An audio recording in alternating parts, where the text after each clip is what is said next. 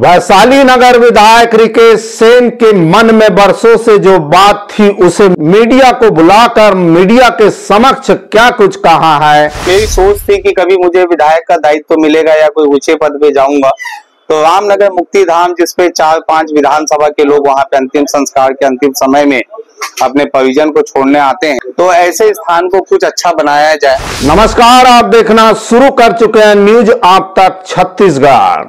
वैशाली नगर विधायक रिकेश सेन विधानसभा चुनाव जीतने के पूर्व उनके मन में जो सोच थी कि मैं यदि उच्च पद पर या विधायक बन जाऊं तो अपने क्षेत्र में स्थित मुक्ति धाम है, उस मुक्ति धाम में करीबन 5 से 6 विधानसभा क्षेत्र के लोग अपने परिजनों का, अपने रिश्तेदारों का अंतिम संस्कार करने रामनगर मुक्ति धाम आते हैं। और रामनगर मुक्ति धाम के विकास स्थान जो आधुनिक तकनीक से और वहां की जो भी समस्या व्याप्त है उसका निराकरण करने और उसका विकास करने की पहल यदि साकार हो जाती है तो आने वाले समय में वैशाली नगर विधानसभा क्षेत्र में स्थित रामनगर मुक्ति धाम सर्व सुविधा युक्त हो जाएगा उन परिजनों के लिए जो अपने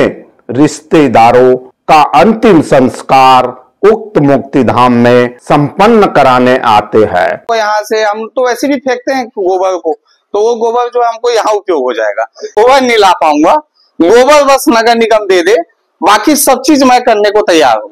तो ये मशीन लगेगा, मशीन में काम करने वाले लोग रहेंगे, सारा विषय रहेगा। एक्चुअल में मेरे को जो समझ आया, मैं आपको बताता हूँ।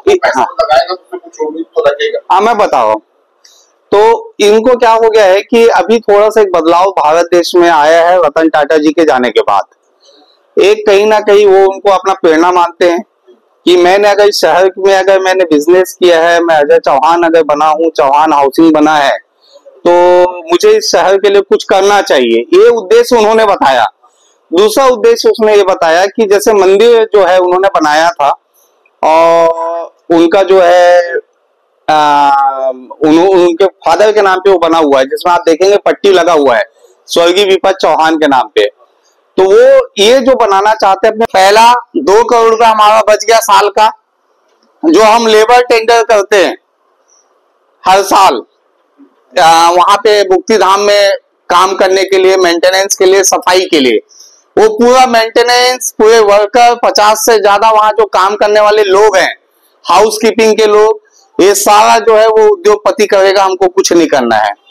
तीसरा 1 करोड़ लगे, जो मेरा अनुमान है, जो ये मेरा प्रोजेक्ट फाइल है, इसका लागत कम से कम 5 करोड़ है और अधिक से अधिक 10 करोड़ है इसका जो है, ठीक है।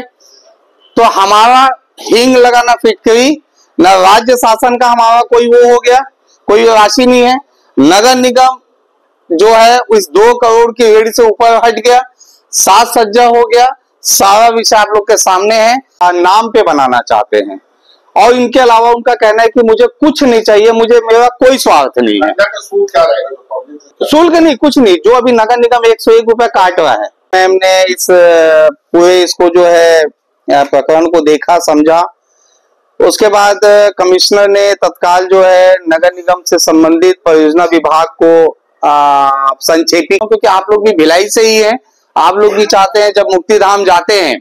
और दूसरा जो है मुक्ति धाम से लगा हुआ जहाँ पे कबीर पंथी के लोग और जो इसके अलावा जो तेलुगु समाज के लोग और ऐसे कुछ लोग हैं जो अंतिम संस्कार ना करके, जला के ना करके दफनाने का काम करते हैं, तो उसको भी नए तरीके से उसको सजाने का, क्योंकि अभी होता क्या है कि अभी जो स्थिति में है वहां पे वो अच्छी स्थिति नहीं है।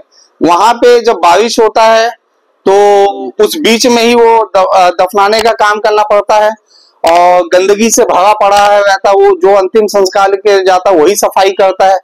तो उसको भी हम व्यवस्थित करने का काम कर रहे हैं, इसी के साथ उसको डेवलप कर रहे हैं। उसी मुक्ति धाम के विकास और उत्थान के संदर्भ में आधुनिक तकनीक और आधुनिक व्यवस्था के साथ होने जा रहा मुक्ति धाम का विकास वास्तविक में सराहनीय भी होगा।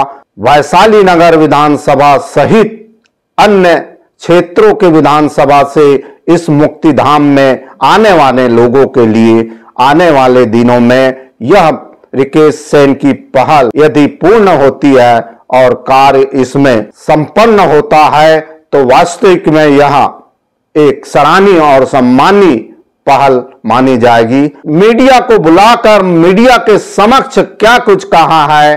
देखिए, मेरी सोच थी कि कभी मुझे विधायक का दायित्व मिलेगा या कोई ऊंचे पद पे जाऊंगा, तो रामनगर मुक्तिधाम जिसपे 4-5 विधानसभा के लोग वहां पे अंतिम संस्कार के अंतिम समय में अपने परिजन को छोड़ने आते हैं, तो ऐसे स्थान को कुछ अच्छा बनाया जाए ताकि उसको अंदर जाते ही ऐसा लगे कि हम कोई बड़े संस्थान में आ गए हैं।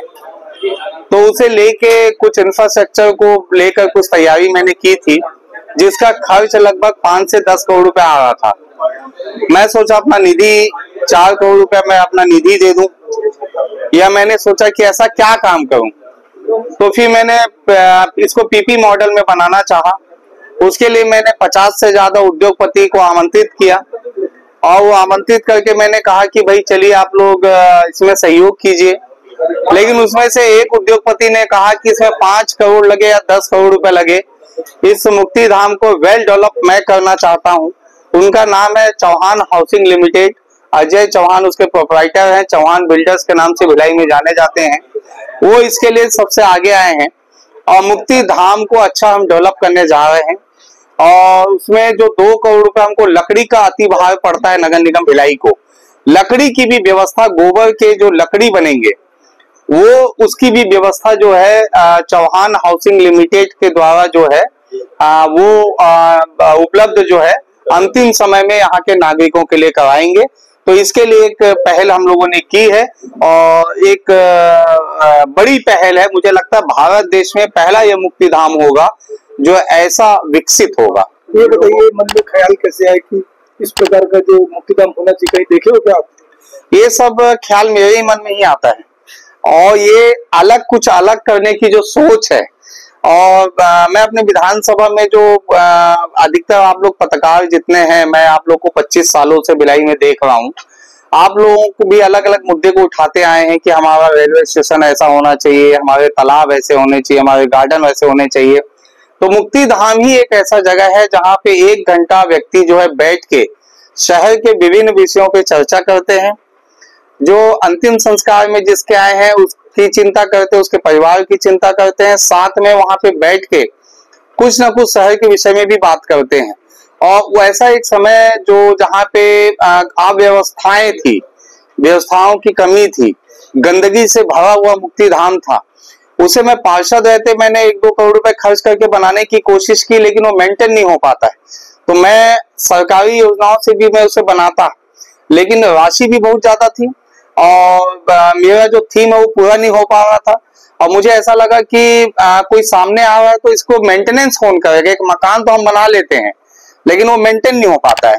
तो उसके लिए भी उन्होंने कहा कि हाउस कीपिंग के लिए भी जो है जितने लेवल लगेंगे वो उनके रहेंगे, हमको नगर निगम को या राज्य शासन को 1 रुपया खर्च करने की आवश्यकता नहीं है।